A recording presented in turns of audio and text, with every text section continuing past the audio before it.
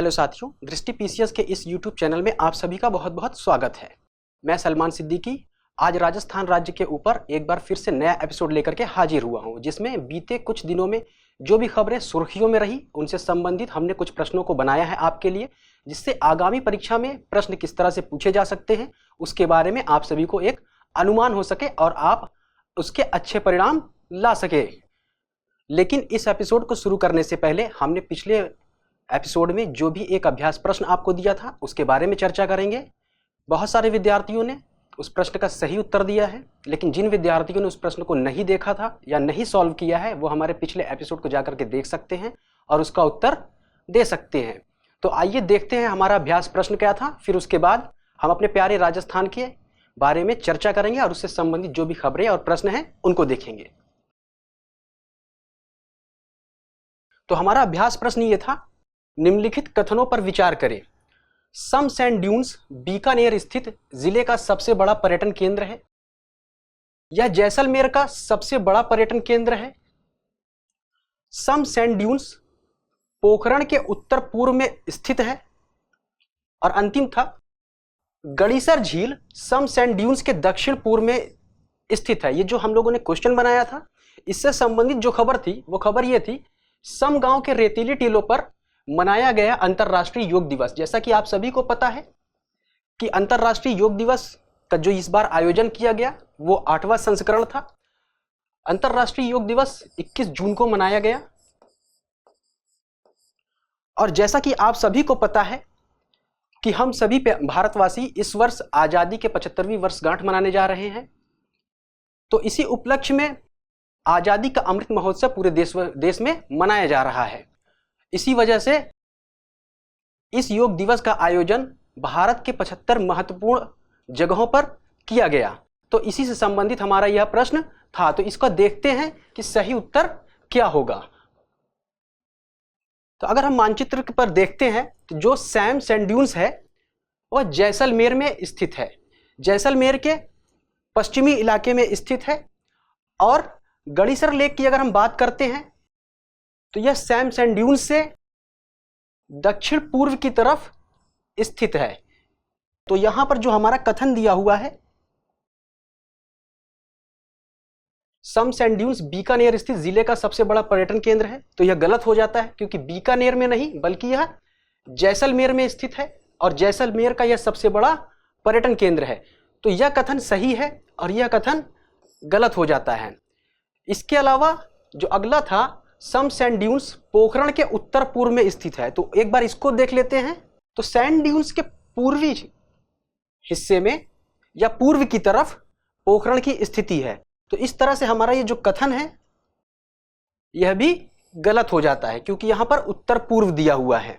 अगर पूर्व दिया होता तो यह कथन बिल्कुल सही हो जाता। और अंतिम कथन, गड़ीसर झील सम सैंड ड्यून्स के दक्षिण पूर्व में है, तो यह कथन भी बिल्कुल सही है। तो हमारा इनमें से जो सही उत्तर हो जाएगा दूसरा और चौथा, यानी कि डी वाला, ये इसका सही उत्तर हो जाएगा। तो आइए इस एपिसोड की शुरुआत करते हैं और देखते हैं हमारे प्यारे राजस्थान की पहली खबर क्या है और उससे संबंधित प्रश्न क्या है। इस एपिसोड की पहली खबर है, विश्व ओलंपिक दिवस के अवसर पर करौली एवं भरतपुर की टीम के बीच हॉकी मैच आयोजित किया गया। करौली और भरतपुर जो जिला है राज्य का, यह हड़ौती पठार क्षेत्र के अंतर्गत आता है। विश्व ओलंपिक दिवस 23 जून को मनाया गया। तो इससे संबंधित जो प्रश्न हमारा है वो ये है, हड़ौती पठार के संबंध में सही नहीं है।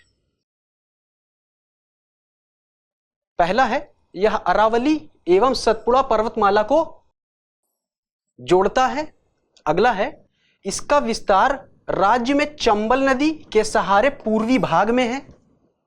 अगला है, इसके अंतर्गत विंध्यन कगार भूमि एवं दक्कन लावा का पठार शामिल है। और अंतिम है, सवाई माधोपुर तथा करौली जिले में बीहड़ भूमि का विस्तार है। तो यह कथन है और पूछ रहा है कि कौन सा सही नहीं है, यानी कि हड़ौती पठार के संबंध में सही नहीं है। तो इसको हम लोग एक बार मानचित्रों के माध्यम से देखते हैं और फिर इसका सही उत्तर क्या है इसको देख लेंगे। अगर हम ये मानचित्र को देखते हैं, राज्य के प्राकृतिक मानचित्र को, तो यहां पर ये वाला जो पोर्शन है, यानी कि राज्य का जो दक्षिण पूर्वी इलाका है, इसी को हम हाड़ौती पठार के नाम से जानते हैं।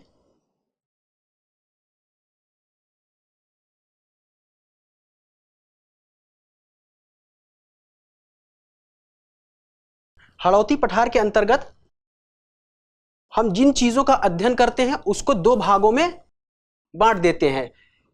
पहला है विंध्यन कगार और जो दूसरा है दक्कन का लावा पठार।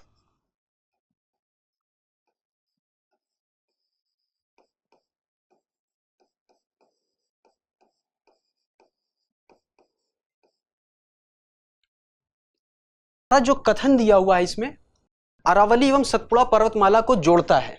ये अरावली की स्थिति रही, अरावली रेंज। इसके पश्चिम में आबू हिल्स है जो इसी की भाग है, और यहां पर हम देख सकते हैं कि ये सतपुड़ा रेंज रही। लेकिन सतपुड़ा रेंज के उत्तर में विंध्यन रेंज है। तो यह जो हाड़ौती का पठार है अरावली और विंध्यन रेंज को जोड़ता है, ना कि सतपुड़ा को। तो हमारा जो पहला कथन है यह गलत हो जाता है। यहां पर सतपुड़ा की जगह विंध्यन श्रेणी होनी चाहिए।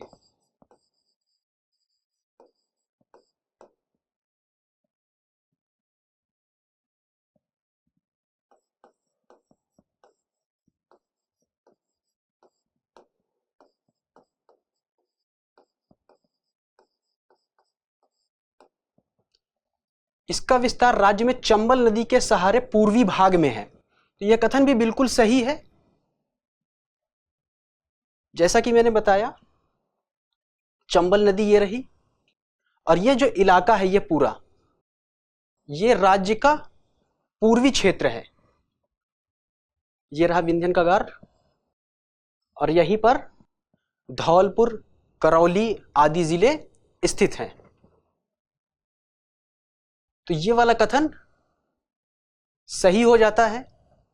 इसके अंतर्गत विंध्यन कगार भूमि एवं दक्कन लावा का पठार है। यह भी मानचित्र से बिल्कुल साफ जाहिर है कि यह कथन भी हमारा सही है। सवाई माधोपुर तथा करौली जिले में बीहड़ भूमि का विस्तार है। तो हमारा इस प्रश्न का सही उत्तर हो जाएगा कि हाड़ौती पठार के संबंध में सही नहीं है, वो ए वाला हो जाएगा।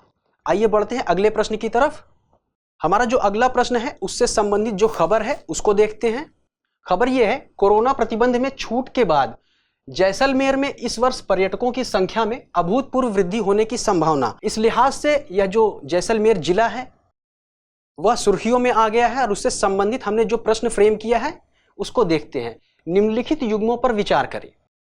सिलान, कटरा, बोरकुंड, कोना। इसके समक्ष दिया हुआ है गंगानगर, सम, कुशलगढ़, राजखेड़ा, और पूछा है उपर्युक्त में से कौन सा या कौन से युग्म सुमेलित हैं। यहाँ पे 4 जगह नाम दिया हुआ है और उनके समक्ष दूसरी जगह दिए हुए, यानी कि ये जो जगह है ये चारों ये इन जगहों के अंतर्गत शामिल है, और हमें ये बताना है कि इनमें से कौन सुमेलित है। तो सबसे पहले हम अगर देखते हैं सिलान की, अगर हम बात करते हैं, सिलान जो है राजखेड़ा तहसील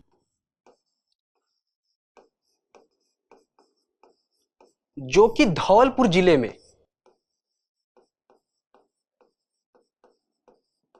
स्थित है। अगर हम धौलपुर की बात करते हैं तो यह राज्य का पूर्वी जिला है।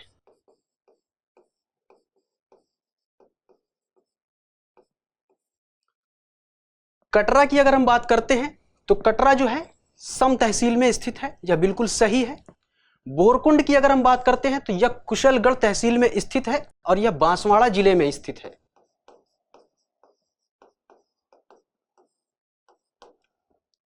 कोना की अगर हम बात करते हैं तो कोना जो है गंगानगर तहसील और गंगानगर जिले में स्थित है। तो इस लिहाज से अगर हम देखते हैं तो ये दूसरा और तीसरा युग्म सुमेलित है, पहला और चौथा सुमेलित नहीं है। तो यहां से हमारा जो इसका उत्तर हो जाएगा 2 और 3 बी वाला। इसको एक बार मानचित्र पर देख लेते हैं।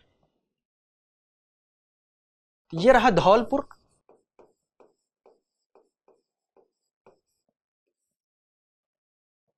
ये रहा जैसलमेर,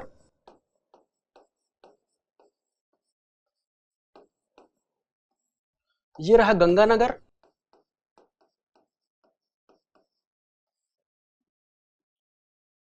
और ये रहा बांसवाड़ा।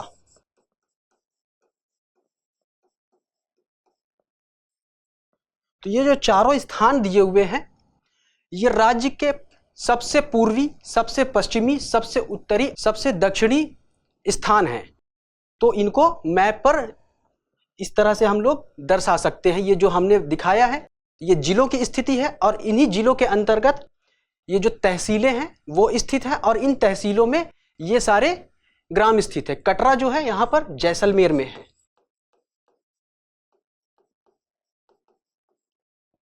आगे बढ़ते हैं अगले सवाल की तरफ और देखते हैं कि उससे संबंधित खबर क्या है। झुंझुनू के धारूहेड़ा से फतेहपुर तक बनने वाली राष्ट्रीय राजमार्ग का कार्य फिर प्रगति पकड़ेगा। झुंझुनू जिले की बात कर रहा है।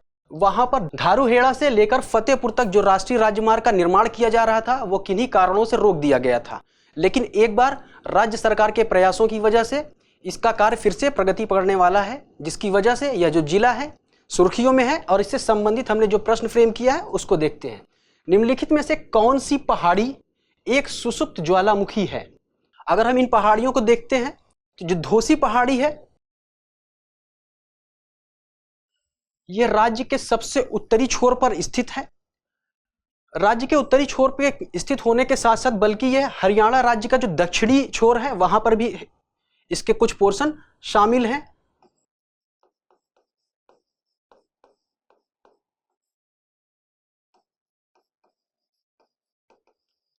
यानी जो धोसी पहाड़ी है यह हरियाणा और राजस्थान के बीच स्थित है, और धोसी पहाड़ी जो है एक सुसुप्त ज्वालामुखी है।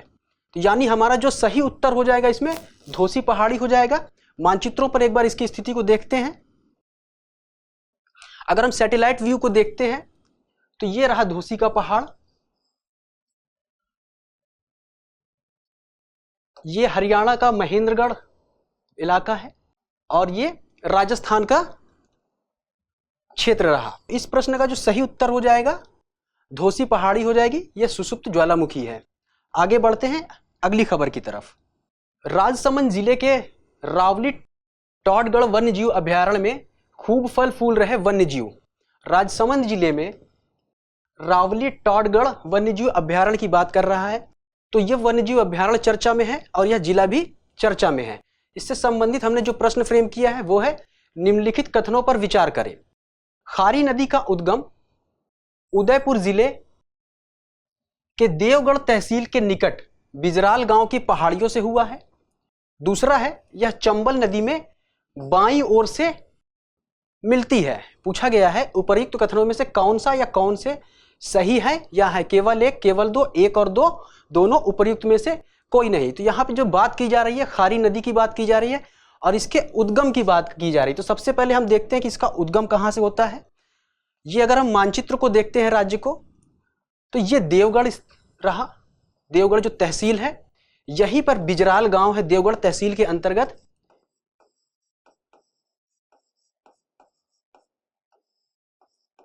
बिजराल गांव है, यहीं पर बिजराल गांव की जो पहाड़ियां हैं यहीं से खारी नदी का उद्गम होता है। और जैसा कि हम देख सकते हैं ये राजसमंद जिला रहा। राजसमंद जिले के जो उत्तरी एरिया है वहीं पर देवगढ़ तहसील स्थित है और यहीं पर बिजराल गांव की पहाड़ी से खारी नदी का उद्गम हुआ है। जो कुछ इस तरह से जाती हुई है आगे।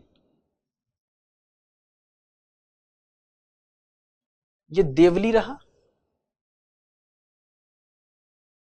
इस तरह से फिर ये आगे ये जो है नदी दिख रही है ये बनास नदी है। ये आगे जाकर के बनास नदी में मिल जाती है। तो इस तरह से जो हमारा कथन था खारी नदी का उद्गम उदयपुर जिले, उदयपुर ना होकर के ये राजसमंद है। तो इस तरह से हमारा जो ये कथन है ये गलत हो जाता है। यह चंबल नदी में बाईं ओर से मिलती है तो ये चंबल नदी में नहीं बल्कि बनास नदी में मिलती है। तो दोनों कथन गलत हो जाता है। तो हमारा सही उत्तर हो जाएगा डी, उपर्युक्त में से कोई नहीं। आगे चलते हैं और अगले प्रश्न को देखते हैं। राज्य के प्रथम कृषि बजट 2022 के प्रावधानों के तहत उदयपुर में कृषक कल्याण कोष में 5,000 करोड़ रुपए के लाभ को जल्द ही किसानों तक पहुंचाने की घोषणा। जो राज्य का अभी बजट प्रस्तुत हुआ था उसमें पहली बार कृषि बजट को भी शामिल किया गया है, जिसके अंतर्गत किसानों के लिए एक कोष बनाया गया था और उसमें 5,000 करोड़ रुपए मुहैया कराए गए थे। तो इसका लाभ किसानों तक पहुंच सके, इसके बारे में चर्चा हुई है और प्रशासन की तरफ से यह विश्वास दिलाया गया है कि इसका लाभ किसानों को बहुत ही जल्द मिल जाएगा। तो इसकी वजह से यह जो क्षेत्र है उदयपुर चर्चा में है। और इससे संबंधित जो हमने प्रश्न फ्रेम किया है वो है अरावली पर्वतमाला का विस्तार दिए गए जिला समूहों में से किस जिला समूह में पाया जाता है। तो ये 4 विकल्प हैं और पूछा है कि इनमें से जो समूह है किस समूह में अरावली का विस्तार विस्तृत है। तो इसको देखने से पहले हम एक बार मानचित्र देखते हैं और फिर बताते हैं कि इसका सही उत्तर क्या होगा। अगर हम सैटेलाइट व्यू को देखते हैं तो ये जो हरे कलर की ये जो धारी दिख रही है पट्टी सी, ये अरावली पर्वत श्रृंखला है।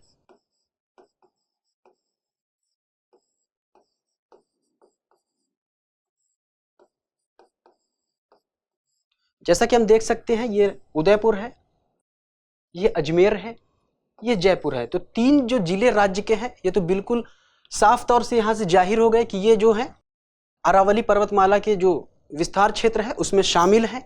तो आइए देखते हैं कि जो दिया गया कथन है उसमें क्या क्या है। उदयपुर, सिरोही, राजसमंद, कोटा। अगर हम सिरोही जिले की बात करते हैं तो सिरोही ये रहा,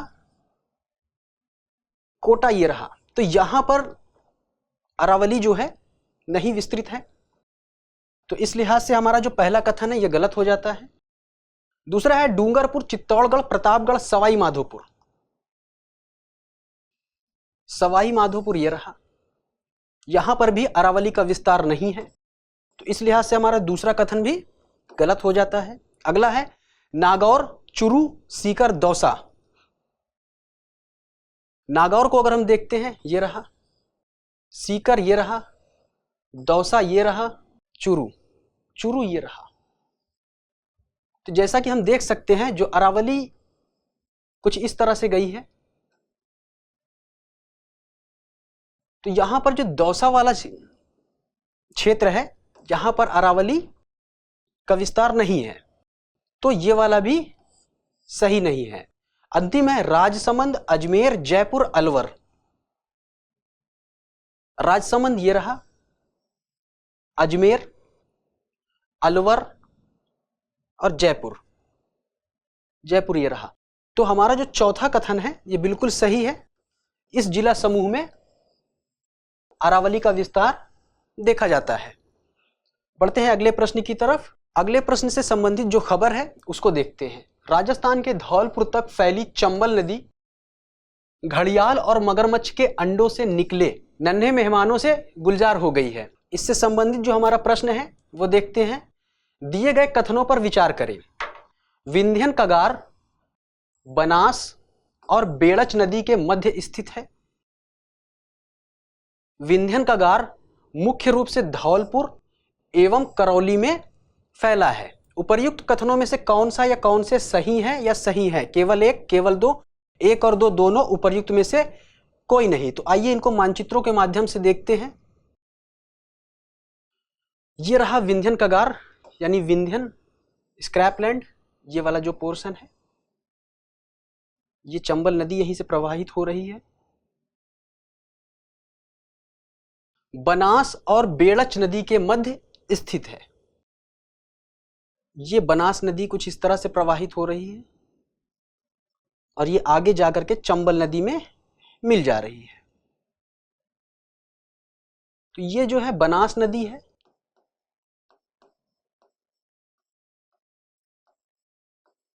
और ये जो है चंबल है। तो यहां से स्पष्ट हो जाता है कि ये बनास और चंबल के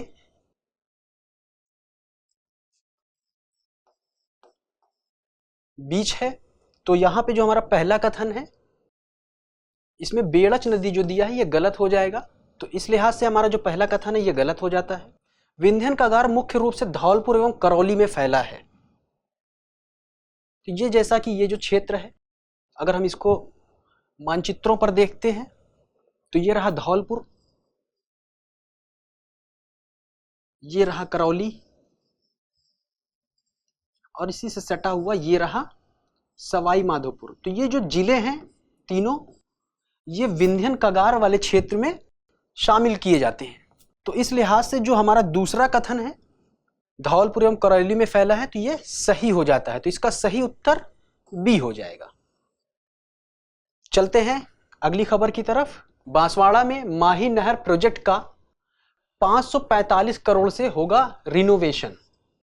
बांसवाड़ा जिले में माही नदी पर माही परियोजना जो है उसका रिनोवेशन की बात की जा रही है, और राज्य सरकार इसके लिए 545 करोड़ रुपए खर्च करेगी, जिसकी वजह से यह जो नहर है और यह जो जिला है एक बार सुर्खियों में आ गया है। इससे संबंधित हमारा प्रश्न है, माही नदी के संदर्भ में दिए गए कथनों पर विचार करें। पहला है, यह उत्तर और उत्तर पश्चिम में अरावली पहाड़ियों, पूर्व में मालवा पठार, दक्षिण में सतपुड़ा और पश्चिम में खंभात की खाड़ी से घिरी है। अगला है, यह डूंगरपुर जिले के बेणेश्वर नामक स्थान पर सोम और जाखम नदी के साथ मिलकर त्रिवेणी संगम बनाती है। पूछा गया है उपर्युक्त कथनों में से कौन सा या कौन से सही है या है केवल एक, केवल दो, एक और दो दोनों उपर्युक्त में से कोई नहीं। तो इसको एक बार मानचित्रों में देख लेते हैं कि माही नदी का जो क्षेत्र है वो किन किन चीजों से घिरा हुआ है और इसका क्या सही उत्तर होगा उसके बारे में हम बात करेंगे। फिर जैसा कि हम यह मानचित्र में देख सकते हैं, माही नदी जो है मध्य प्रदेश के धार जिले से निकलती है और बांसवाड़ा के खंडू ग्राम, ये रहा बांसवाड़ा, ये बांसवाड़ा रहा, और यहीं पर एक गांव स्थित है खंडू ग्राम। तो ये जो माही नदी है राज्य में बांसवाड़ा के खंडू ग्राम से प्रवेश करती है और यू आकार का परिवर्तन करती है, और यह एक ऐसी नदी है राज्य में जो दक्षिण की ओर से, दक्षिण दिशा से प्रवेश करती है और दक्षिण दिशा से ही यह राज्य से बाहर आ जाती है। साथ ही साथ इस नदी की खासियत यह है कि यह कर्क रेखा को भी काटती है, और इसी नदी पर माही नहर परियोजना है जिसके रिनोवेशन की बात की जा रही है। तो यह उत्तर पश्चिम में यह अरावली रही। इसके अगर हम पूर्व की बात करते हैं तो यह रहा मालवा का पठार। इसके अगर हम दक्षिण की अगर हम बात करते हैं तो सतपुड़ा से पहले विंध्यन रेंज है, तो दक्षिण में विंध्यन रेंज, और पश्चिम में ये जो कह रहा है खंपात की खाड़ी, तो पश्चिम में नहीं बल्कि दक्षिण पश्चिम में ये पड़ेगा खंपात की खाड़ी। तो इस तरह से ये जो पहला कथन है ये गलत हो जाता है। यहां पर सतपुड़ा नहीं होगा, विंध्याचल होगा या विंध्यन का होगा, विंध्यन श्रेणी। अगला है, यह डूंगरपुर जिले के बेणेश्वर नामक स्थान पर सोम और जाखम नदी के साथ मिलकर त्रिवेणी संगम बनाती है। इसको देख लेते हैं एक बार मानचित्र पर। यह रहा डूंगरपुर, और जैसा कि हम ये देख सकते हैं उत्तर की ओर से ये सोम नदी प्रवाहित हो रही है और ये जाखम नदी, और ये रही माही नदी।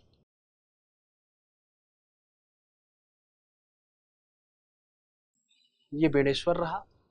तो इस तरह से हमारा जो दूसरा कथन है ये बिल्कुल सही है। तो हमारा उत्तर हो जाएगा बी, केवल 2। आगे चलते हैं और देखते हैं अगली खबर क्या है। अगली खबर है, राजस्थान के पूर्व में एंटी साइक्लोनिक सर्कुलेशन सिस्टम उत्पन्न होने के कारण आर्द्रता में वृद्धि। तो यहां पर जो एंटी साइक्लोनिक सर्कुलेशन है इसकी वजह से, एंटी साइक्लोनिक सर्कुलेशन क्या होता है, इसमें जो है जैसा कि एंटी लगा हुआ है, एंटी का मतलब होता है विपरीत, जो साइक्लोनिक सर्कुलेशन होता है इसमें क्या होती है, हवाएं जो है वह ऊपर की ओर उठती हैं, लेकिन एंटी साइक्लोनिक में क्या होता है, जो हवाएं होती हैं वो बिखर जाती हैं। तो इसकी वजह से आर्द्रता में वृद्धि हो जाती है। तो इससे संबंधित जो हमारा प्रश्न है वो ये है, राजस्थान में न्यून वर्षा होने का मुख्य कारण क्या है।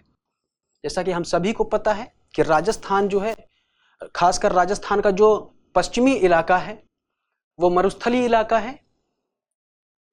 तो यहां पर वर्षा जो है बहुत ही कम होती है। तो इससे संबंधित प्रश्न है और उसमें जो कथन दिए हुए हैं वो ये है, अरब सागरी मानसून की दिशा का दक्षिण पश्चिम से उत्तर पूर्व की ओर ना होना।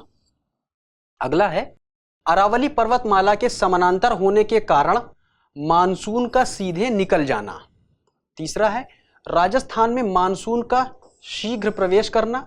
और अंतिम है, अरब सागरी मानसून का राजस्थान में प्रवेश ना करना। इनमें से हमें जो मुख्य कारण है जिसकी वजह से राजस्थान में वर्षा कम होती है हमें बताना है। तो जैसा कि हम सभी जानते हैं कि जो भारत में मानसून आता है वो अरब सागर जो है यहाँ से उठता है और ये दो शाखाओं में विभाजित हो जाती है। एक चला जाता है बंगाल की खाड़ी की तरफ और एक जो है भारत में प्रवेश करता है, कुछ इस तरह से। और जैसा कि हम यहाँ पर देख सकते हैं ये अरावली श्रेणी रही। तो ये जो मानसून की जो धारा है जब इस तरफ जाती है तो कुछ यूँ इस तरह से आगे बढ़ जाती है, क्योंकि यहाँ पर कोई भी ऐसी पर्वतमाला या कोई भी ऐसी चीज नहीं है जो इसको रोक सके। तो इस समानांतर है, इसकी वजह से यह जो अरब सागर की जो धारा है ये सीधे निकल जाती है। तो यहाँ पर जो है बारिश कम होती है, खासकर इसका जो पश्चिमी इलाका है अरावली का, तो वहां तो बिल्कुल ना के बराबर होती है। यहीं पर थोड़ी बहुत जो पूर्वी इलाका या राज्य का जो दक्षिण पूर्वी इलाका है थोड़ी बहुत वर्षा होती है। साथ ही साथ ये जो बे ऑफ बंगाल यानी बंगाल की खाड़ी से जो मानसून उठता है वो कुछ इस तरह जाता है और आगे बढ़ते बढ़ते ये जुलाई में या उसके आगे पंजाब का पठार यहाँ पर स्थित है, यहाँ पर इसके साथ मिलता है। तो चूंकि ये बे ऑफ बंगाल से उठता है और एक लंबी दूरी तय करता है, तो जो वर्षा के लिए जो जल होता है उसमें क्रमशः कमी आती जाती है। तो इसकी वजह से भी बहुत ज़्यादा बारिश नहीं हो पाती है। साथ ही साथ राजस्थान राज्य में जो मानसून है वो थोड़ा सा लेट प्रवेश करता है, यानी कि जो जून का महीना है उसके अंत में प्रवेश करता है। तो यहाँ पर जो कथन दिया हुआ है शीघ्र प्रवेश करना, ये बिल्कुल गलत है। अरब सागरी मानसून की दिशा का दक्षिण पश्चिम से उत्तर पूर्व की ओर ना होना, इसकी जो बात कर रहा है, अगर यहाँ पर ना शब्द नहीं होता तो यह भी एक मुख्य कारण हो जाता।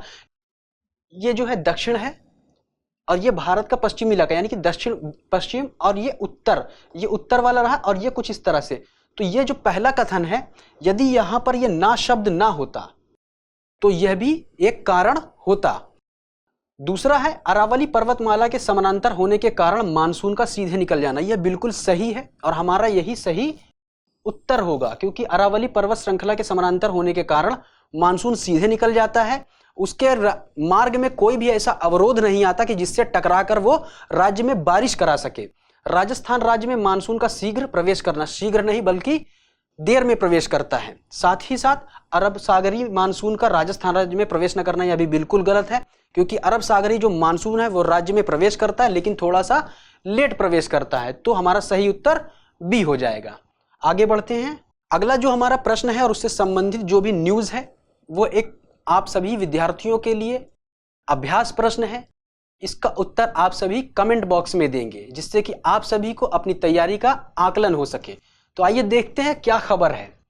चुरू जिले में आचार्य महाश्रमण के आगमन को लेकर लोगों में उत्साह, इससे संबंधित हमारा प्रश्न है। ताल छापर अभ्यारण्य के संदर्भ में सही है। यह झुंझुनू जिले में नोखा सुजानगढ़ हाईवे पर स्थित है। इस अभ्यारण्य में एक खास तरह की घास सोथिया पाई जाती है। यह अभ्यारण्य अपने काले हिरणों और अलग अलग प्रकार के खूबसूरत पंछियों के लिए जाना जाता है। और अंतिम है, यह अभ्यारण्य अरावली पर्वतीय श्रृंखला क्षेत्र के अंतर्गत आता है। तो साथियों, हमें उम्मीद है कि आप सभी को यह एपिसोड पसंद आया होगा और इसका उत्तर आप सभी लोग जरूर देंगे। तो मिलते हैं अगले एपिसोड में कुछ नई खबरों के साथ, कुछ नए प्रश्नों के साथ। तब तक शुक्रिया।